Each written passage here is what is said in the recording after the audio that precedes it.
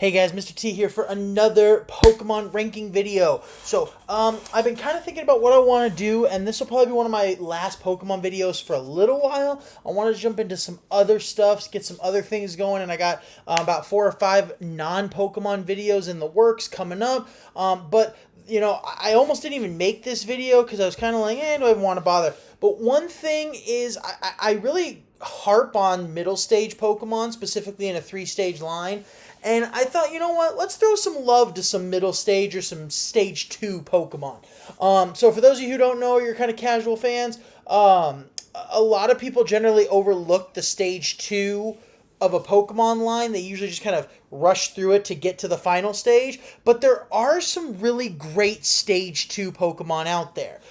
So what we're going to do is in this list, I broke it up into 2 categories. This first list, or the first 7, I believe it was my final number. These ones are stage 2 Pokemon that I actually think are better than their final stage Pokemon. So these ones are, in my opinion, better Pokemon. Then in the next half of the video, those ones are ones where the final stage is still better, but the stage 2 comes close, and it's a good contender, okay? Kind of like, basically, if it ended at the stage 2, it could have still been a complete line. So that's kind of the way we're going with this. So for our first half of the video, we're going to go with Pokemon that are truly, in my opinion, better than their final forms. And this first one is the only regional form that I have on this list, and that is Graveler and Golem, specifically the Alolan versions. I do not like Alolan Golem. I just think it looks weird.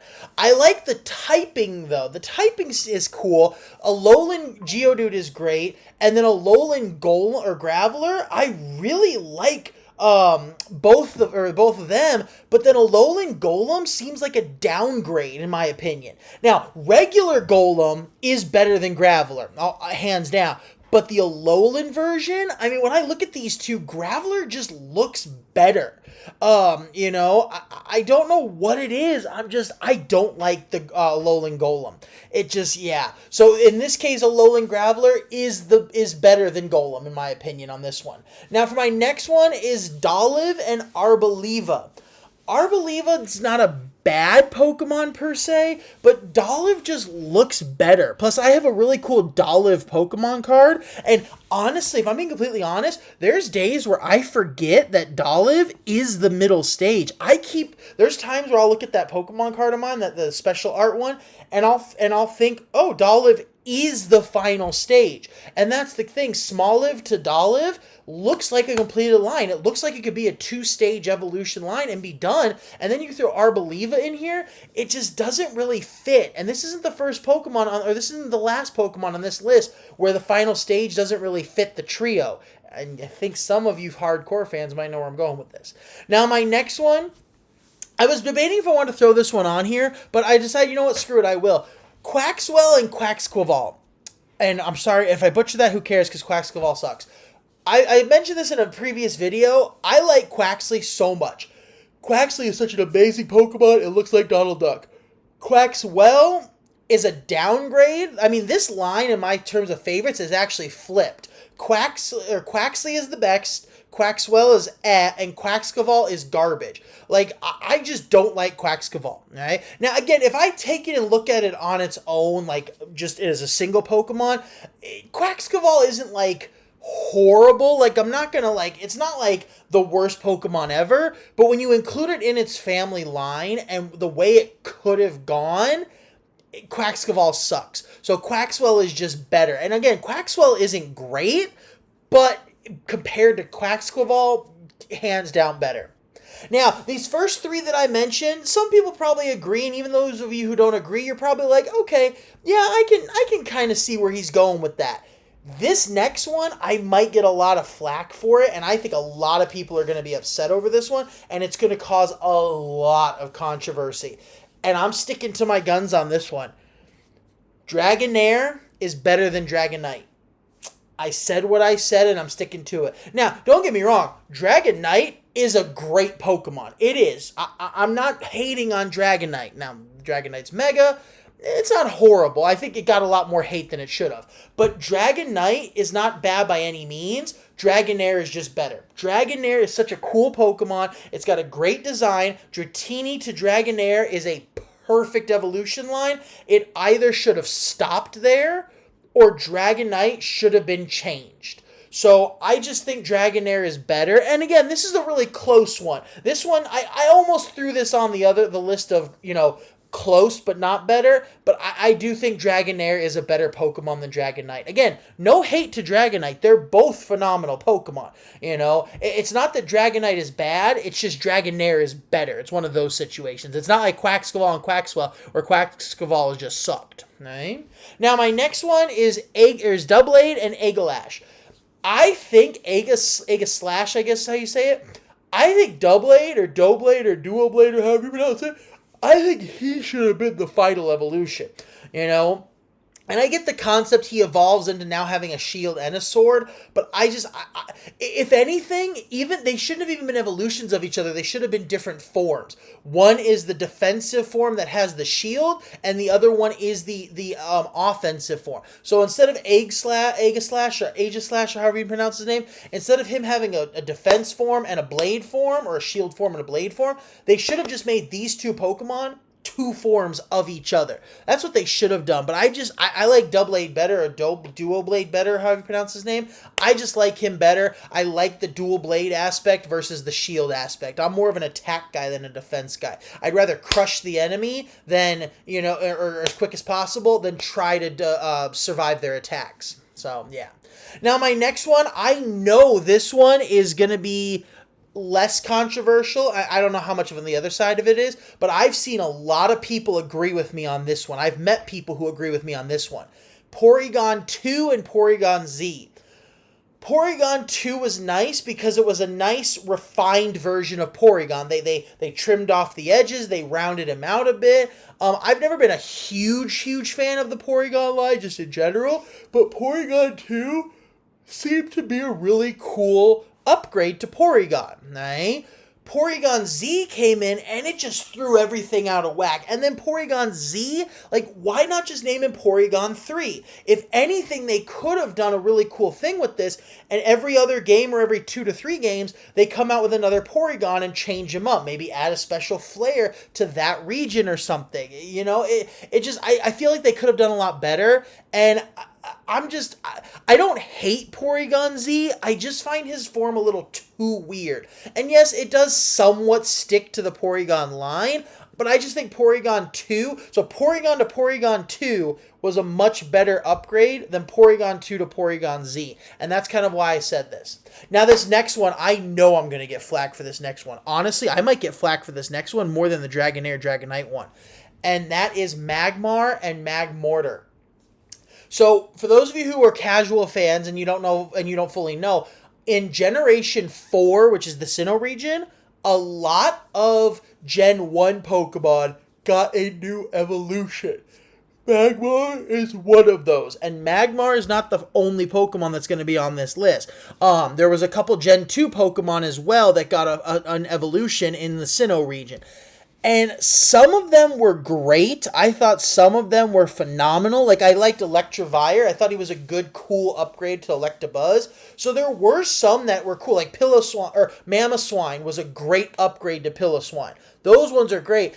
I don't know what it is. It's like Magmortar, it's like they went from a duck-looking Pokemon with Magmar to a clown. I don't know. His cannon arms are okay, I guess. They're not, horrible. I just like Magmar better than Magmortar, and I don't know what it is. And I like Magby, too. I thought Magby was a cool baby Pokemon to Magmar, so it's like Magby to Magmar was better than Magmar to Magmortar. It's kind of the Porygon line all over again, right? So now, those Pokemon are the ones where I legitimately feel the middle stage is better than the final stage. These next ones, these ones are one where I don't think any of the ones on the remainder of this list, the middle, was truly outright better, other than these first one or two. With these first one or two, I went back and forth on which side of the list to put them on. But the rest of them, the third stage is clearly better, but the middle stage does come close. Like it could shine in its own light without the need of its stage 3 to pull it up. Does that make sense? You know, that kind of how I'm looking at the second half of this list. So my first one is Togetic and Togekiss. This is another one of those Gen 4 evolutions that was added later after the fact. Togetic was a Gen 2 Pokemon though. And again, I almost put this on the other list because I love Togetic. Togetic is such a great Pokemon, and quite honestly, there have been times where I've used Togetic in games and gave it an Everstone so it wouldn't evolve. I honestly probably should have put this one on the second or the first half of the list. I'm just, like, again, I don't downright hate Togekiss, but I'm not a huge fan of it. Its design is just kind of to me, you know what I mean? Sorry, cat. Always with the yawning with you guys. Togetic was just better, and I think Togetic was a much cooler evolution from Togepi than Togekiss was from Togetic. Now, my next one is another one of those Gen 4 upgrades, and I don't know, I might get some slack on this one. But it's Magneton evolving into Magnezone. I like Magneton. I thought Magneton was a great upgrade, but then turning into Magnezone, it just felt clunky and almost a boring design in some cases. I wasn't a fan. It wasn't that cool of an upgrade to me, and I don't mind. I'm yawning.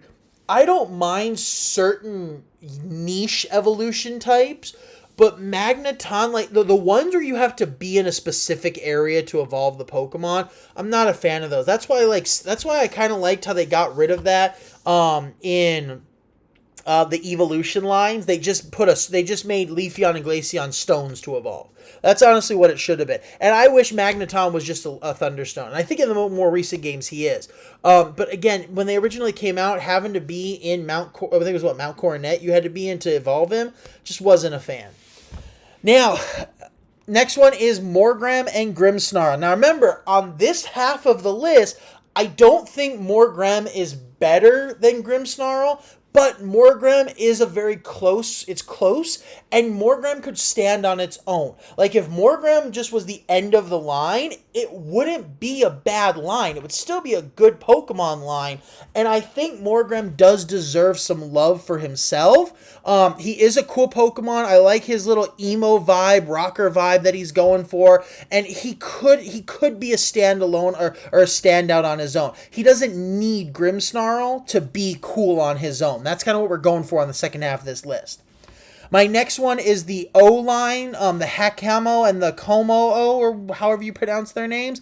Again, Como-O is cooler, but Hakomo-O, he can stand on his own. He's a great Pokemon. I like his look. I like his armor. His evolved from Giacomo-O, or I always butcher these names.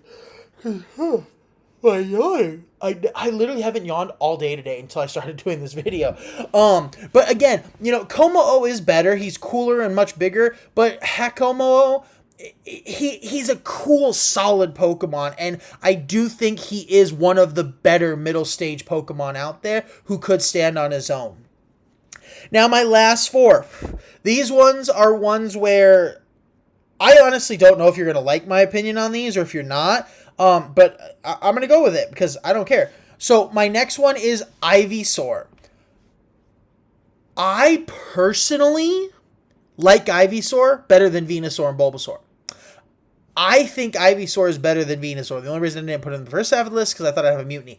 But Ivysaur is, like, honestly, dare I say, there is a part of me that kind of would like to put Ivysaur above Charmeleon in the middle stage of the Gen 2 Pokemon, or of the Gen 1 starter Pokemon. I like Ivysaur's design. I think it's cool. I think it's streamlined. It's not too clunky. It's not too, babyish. It's got a nice blend of the two. It's not too extreme one way or the other. And I just think he's cool. And I don't know why I like him more than Bulbasaur and Venusaur. I just do. And I think he's an all-around cool Pokemon. And I truly think Ivysaur could truly stand on his own. And again, Ash's Bulbasaur when it evolved into an Ivysaur, I thought it was a cool concept. And again, I had to go back and double check, but it does evolve into an Ivysaur eventually, technically. Eventually, right? But again, I just think Ivysaur is just a cool, solid Pokemon. Now, my next one is Quilava over to Typhlosion. Now, this one's very close, probably closer to some of the other ones. But again, Typhlosion has always been my third favorite Johto starter. I have always been upfront that Meganium and Feraligatr are better. Meganium is my favorite starter. It's the only game where the grass starter is my favorite. But I like Quilava. He's a cute little Pokemon, kind of like Cyndaquil, but he's kind of got that, teenage vibe going. He's got his little mohawk. Looks like he's kind of like Morgrem, Like, I do, at the end of the day, I do like Typhlosion better than Quilava, especially Hisuian Typhlosion, but I think Quilava is a good standalone. It can stand on its own, no pun intended with the picture I chose, but it can stand on its own, and it's got a nice, cool look that it can be by itself. Now, these next two, my final two, dare I say, I could almost see me putting the middle stage above the final stage. Almost. I'm not saying I am, but I could see that. Like, it's something that I could think in my mind. And before you start judging, take a step back and really think about it. Really think, okay, could this middle stage actually be close to their third stage? Maybe even surpass them. Just think about it for a second. So, my last two is Wartortle over Blastoise. Again, it's close. Blastoise, I think, still comes out ahead, but Wartortle is a great Pokemon. Both Squirtle and Wartortle are easily better than Charmander and Charmeleon, and then Bulbasaur and Ivysaur. Charizard is better than Blastoise, though. That's never going to change. But I like Wartortle, his little ears, antennas, fins, whatever you want to call them. I'm pretty sure they're classified as ears. I like his ears. His tail is cool. His facial features are awesome. And I know he doesn't have the cannons like Blastoise, but I like Wartortle. He is probably, without a doubt, my all-time favorite Stage 2 Pokemon. Without a doubt. Or middle stage Pokemon of a 3-stage line. He is just great all the way around, and I honestly could see him potentially being better than Blastoise. Now, my last one. I actually know some people who agree on this one, that this one is better than its Stage 3. And that's Grovyle over Sceptile. Grovyle is one of probably the most beloved middle stage Pokemon. Ash's Grovyle had a lot to do with that in the series. And again, I love Sceptile. Sceptile's on my all-star team over Blaziken because I already have a Charizard as my fire Pokemon. So Sceptile is one of my all-time favorite Pokemon just in general, and I view Sceptile more times than I can count. But Grovyle is a great Pokemon. He looks cool. He's got a cool design. He's a great upgrade from Trico, which is already such a great Pokemon. So Grovyle definitely can stand on his own, and he definitely deserves some love, and he could potentially be a single standout Pokemon. So I do think he's a great middle stage Pokemon. So that's my list, ladies and gentlemen. I know there were some controversial takes on here. Some of them, just really think about it, Really take a step back and think about some of the things I was bringing up. So, stay tuned for some more videos. I got several non-Pokemon videos coming up here pretty soon. And yeah, as always, stay beautiful, Americans. Peace.